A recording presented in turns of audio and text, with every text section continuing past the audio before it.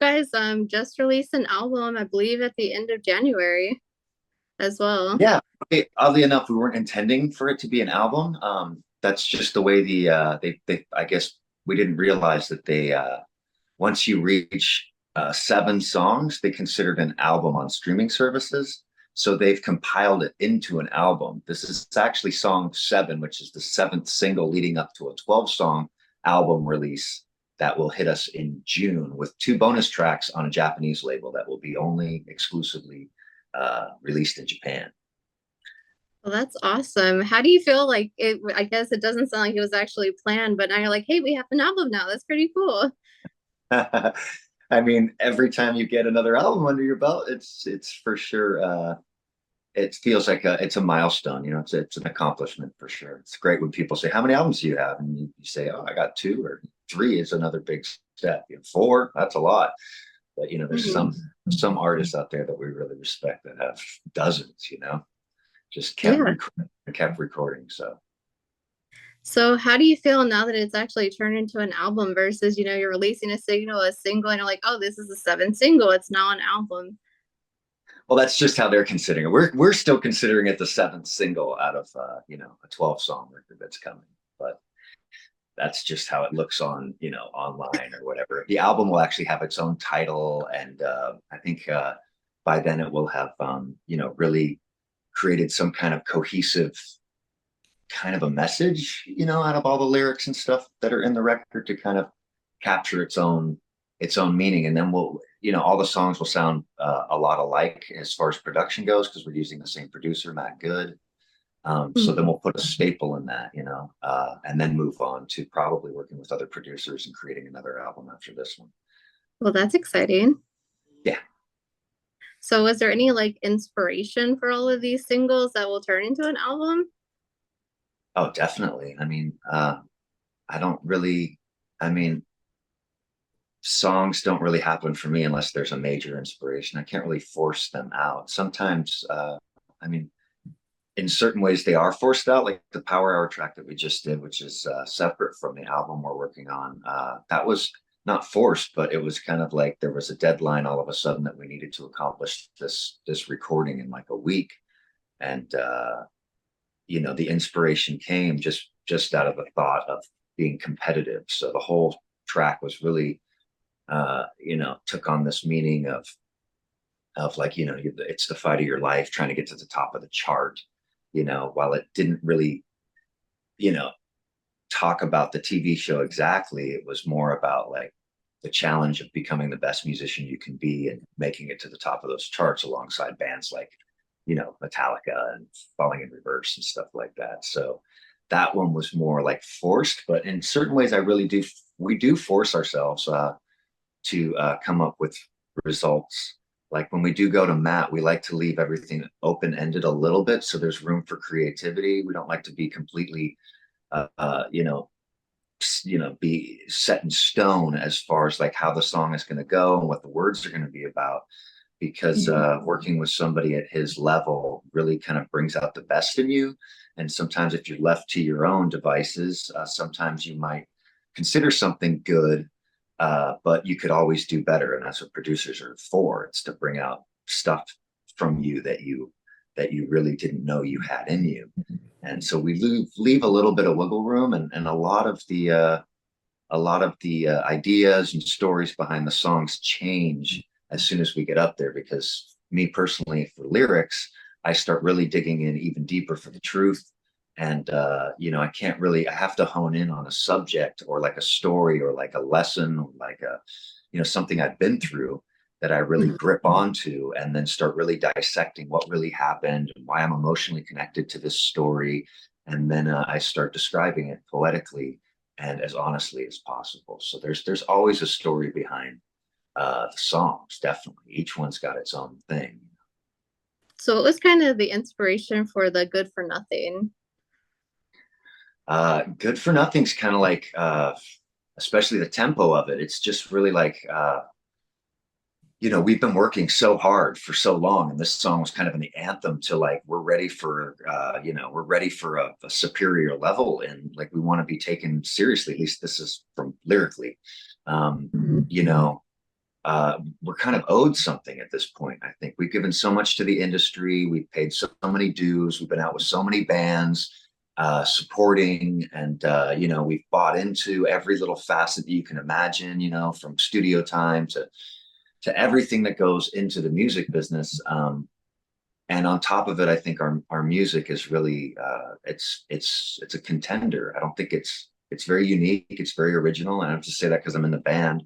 Um, but it's like we're owed something. So the song's kind of like, the opening line is nobody said that life was fair. The tables turn and I'm nowhere. And it seems like, we're always doing so much for others, which is fine. You know what I mean? It's great to be of service and it's great to, be giving of that's what artists are supposed to do. So I don't think we're doing anything wrong. But at the same time, we're not going to take no for an answer anymore.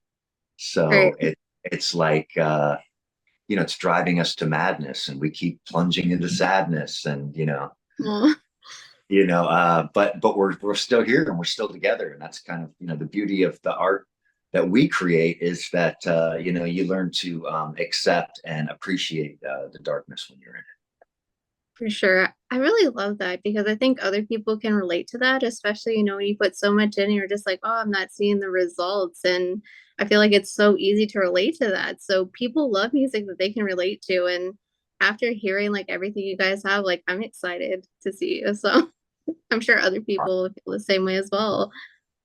Yeah, we're super excited about this year. It's just filled up with so many blessings and cool things to do, and missions to go on. There's so much happening that I just I feel like we're so much further than we were last year at this time, and I can't imagine. I mean, I can actually. I can really imagine it actually down to every last detail where we'll be at this time next year. Yeah, for sure. So how does the band feel about being like an opener for the 69 Eyes? We're so grateful. Yerky and UC are just such great guys. I haven't met the rest of them yet, but Vicente, our video director, introduced me to those guys. We met at the Rainbow for the first time, I think early December, maybe late November, early December, and Mhm. we just really got along. And then Yerky and I were messaging back and forth from wherever he was on the planet, wherever I was on the planet, and it seems we are very like-minded, and there's just so much about them that we would like to have, and be like. So it's really an honor. We can't wait to play for their audience. I think we're really going to mix in well with their genre, and the Bites are going out with us too, and they're just kicking ass on the charts. It should be a really cool tour. Yeah, I know I'm definitely excited. So um so how did that idea kind of come along? Were you guys just like talking and like, hey, you guys should be an opener for us? And you're like, yeah, that's awesome. Yeah, yeah. I mean, I think it's just kind of implied. I think when bigger artists who are established and successful, they sit down with artists that are kind of where I'm at, or other artists like me. I think that they know. I think that's why there's a lot of reluctance to just hang out with anybody. People at that level, they're very careful of the circle that they surround themselves with. And Mhm. I'm very careful of the circle that I surround myself with. So you have to be careful because everybody's gonna want something from you. So I think Budderside has made it leaps and bounds by really not uh having a handout. We're not really asking for anything. I think I have a lot of confidence and faith that we're going to get to where we're going no matter what, and my eyes are open for every opportunity that comes along. But I think it's kind of implied when you sit down with somebody like Yerky that gosh, you guys are so great, and we're doing this and we're doing that. You just kind of explain where you're at, and then hope that they take the time to really listen to your music, and that's exactly what's happened here. UC, the drummer, has his own radio station over in Helsinki, and he's been playing Butterside on his radio station, and he keeps getting calls every day for more Butterside and alternate Butterside songs on the radio. So I think that they just maybe took the chance on listening to us, and that's the only reason I think that we got invited to come along. Really, is because I think they had a mutual respect, and I think they know that we deserve to be a little bit further along than we are, and becoming friends. I think as friends, you kind of make sure that you look out for your friends, right? I So would hope so. I mean, friends are always good to have. If you have a friend who's not looking out for you, you probably don't want to be their friend. right, Yeah. So when you do go on tour, what are like your three tour essentials? A trailer and a bus, and the band, instruments. Those are the three things you need. Other than that, it's kind of like a total hodgepodge of like whatever you can, whatever, you know. You Yeah, you you're moving so fast that I think the normal things in life don't really apply. You're not worried about everything else. You're just really worried about getting there and being set up on time and giving a kick-ass performance. I think everything else is just kind of secondary. You just grab what you can to eat and enjoy the people that you can as for the short time that you're there to see them, and try to make as many friends as possible. But yeah, gas in the gas tank, the instruments in the trailer. You try not to lose anything. Try yeah, not to kill each other. for sure. So I know you said you have seven singles out that eventually will be an album. Do you have a favorite single right now? Whew, that's a good one. I think they're all like children. You can't really love one more than the other. But I think while you're with those children, you can definitely, you can give a little bit more love than when you're not with the other ones. So I don't know. Voices is just ringing in my head for some reason. I just really love that track. It was the first one we ever did with Matt, and it was kind of our first step into this new world of a new sound because Matt Goods really got this emo background. He's got this a totally different angle coming into the project than I think most of us had coming in. I had a really retro rock and roll, uh, you know, and not on purpose. It was just, it's just who I am and where I'm from. So all of those bands, like from the '90s and stuff, really influenced me, and it's hard to shake off influences that are you know etched into you so deeply. But Matt really has this emo side of him. So these notes that we've never applied to our music come in, so that that makes for different chord changes, and all of a sudden you're in a totally different world musically. And then the emotion of the song changes when you have to sing over a chord you haven't used before or an instrument you've never heard before. Mhm. So it kind of morphed into this best of both worlds situation for us. So yeah. And I know you said some of your musical influences come from the 90s. Which bands or kind of influenced you musically? Alice in Chains and Soundgarden and Stone Temple Pilots. The grunge scene was really heavy on me. It's like I remember coming to LA, and it was all about the glam rock scene. When I first visited LA, the strip, was popping with just nothing but hairspray and makeup and cocaine. And, the girls were all dressed in leather skirts and stuff like that. It was chaos down there. And my Mhm. first glimpse at that, I think I was like 16. I came on a trip down here with a guitar player I had from another city and his girlfriend. And I was just like, that's all I could think about after I saw that in person.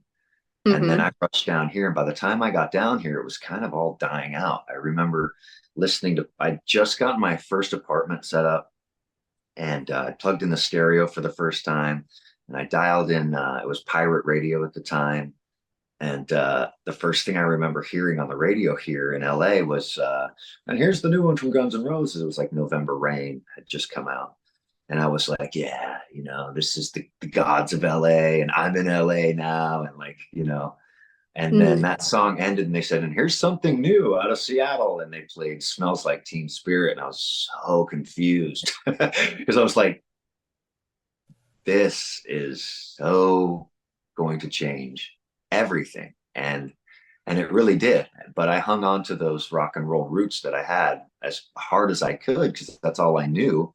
But all the girls in town and all the parties and everything, they were playing, Mother Love Bone and all of this, this grunge from Seattle.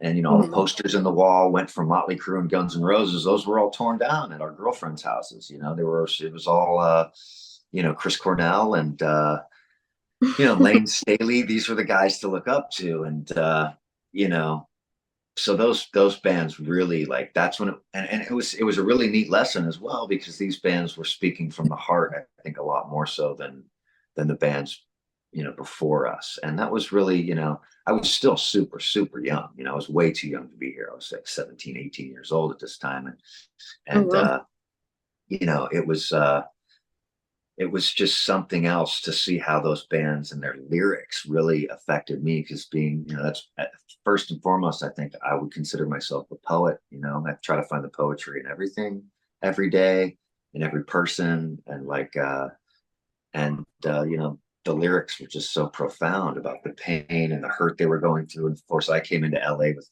huge drug addictions that just kept getting worse and worse or better and better because with influences like that and Jim Morrison, you really want to explore the deepest, darkest places you can go to find that emotional maturity and that spiritual Hmm. education.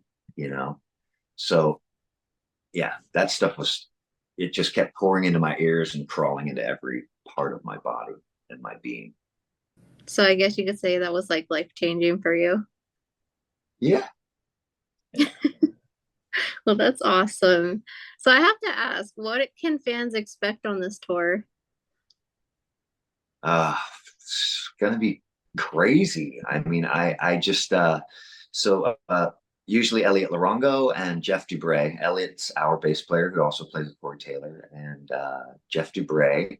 So they've had this tour kind of came up all of a sudden, and things pop up all over the place for guys as professional as they are, and Hmm. they can't make the tour. So we've taken on Ricky from the Butcher Babies is playing bass, so he brings a really scorching heavy metal kind of an influence to the sound. And Hmm. Kyle Hughes, who's just a technical freaking phenomenon. He's just he's a super super super amazing drummer. And so the sound's a little bit different. I think the attitude's going to be a little bit different, but I'm excited to see how the fans take to it. And being the opener of three bands, I think that the it's going to be actually an asset for us to have that kind of energy. But Hmm. all the songs are brand new. We're playing all newer stuff. We might dig into one song off the second album if we're allotted enough time. But we've got a bigger banner than we've ever had before behind us. Yay. And just, with a couple of new guys in the band, I think there's just going to, I mean, in the, just for this run, of course, Jeff and Elliot will be back after this tour, but I think you're going to get a lot of kind of fresh energy, a lot of kind of, like our pants are on fire because we don't really know what's going to happen. Well, that sounds like a lot of fun and it sounds exciting. So can't wait to see you guys live. I can't wait to have you out. It's going to be cool to hang out in person. So is this like the first meet and greet that you guys are doing for the band? I saw like something on Instagram today saying like that those were available. Oh yeah. Yeah, it's the first time we're ever, I mean, I don't know if we've ever felt important enough. I think out of necessity to raise a little bit more money, I think that's what we're just like, how can we make a little bit more money? Again, being the opening band of three bands, you're not getting, all the candy. So we're trying to create some of our own and we put it out there. We've had great response. There's a lot of people, jumping on. I think we're offering a lot with that, two acoustic songs and a hang with the band. It gives us a really great opportunity to get to know our fans a little bit better and hopefully make a lot more. Are you excited about that? A little nervous or? Oh no, absolutely. I'm really looking forward to that. I mean, I love playing with my guys, and Sam and Logan playing some acoustics while we do different versions, and we've been doing a lot of that lately because we've done a few interviews where they wanted us to do, a live performance as we streamed, and then we did an acoustic set for our video release party of Good for Nothing out at the Bourbon Room, and it's really cool to kind of sit back, relax, slow the tempo down a little bit, have the chords kind of flush a little bit more openly, and allow my voice to kind of carry and have fun with the notes instead of being so, not restricted, but when we play live, we just try to give you exactly like what it is on the record or more, hopefully more. But we really don't deviate, and acoustic performances allow us to kind of really have fun with it. There's like a major siren going on. I hope that adds to your soundtrack. Can you hear that? I heard like a second of it and nothing else, so you're good. It sounds like there's a war going on outside my window. So I do have one last question for you. Is there any message that you would like to give your current fans, new fans, anyone interested in listening to your music? A message? Yeah, like any final thoughts like to your fans about the tour, anything.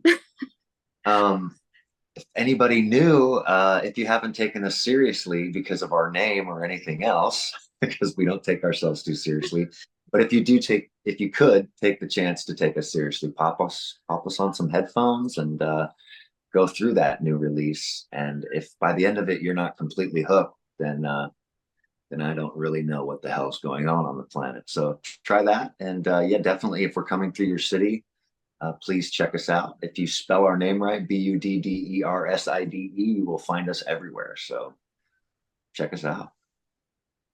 Well, I want to say thank you again for taking the time for doing this interview with me. Thank you so much, Alex, for having me. No problem. Take care and enjoy the rest of your day, and hopefully it's not your siren stops going off soon. I hope they're not coming for me. I've been Yeah, hanging. you got All a right. tour you can't be taken yet, so tell them they got to hold off. Yeah. All All right, right, Alex. God here. bless. Thank